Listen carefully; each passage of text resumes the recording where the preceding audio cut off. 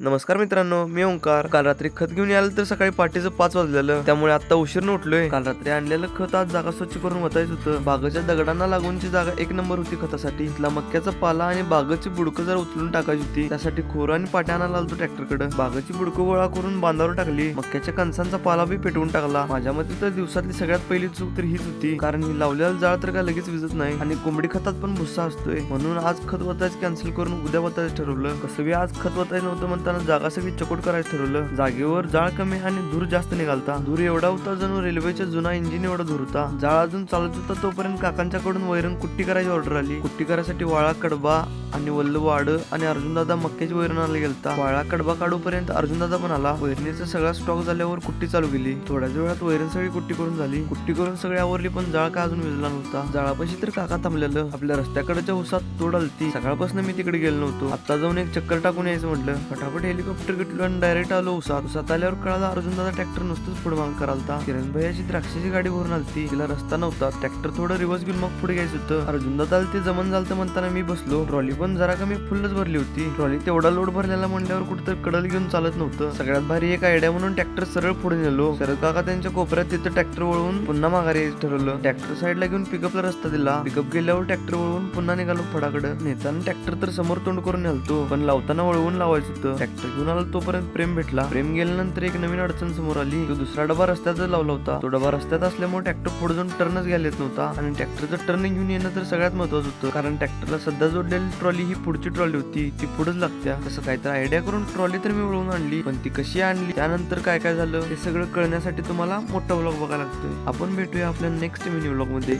Bye.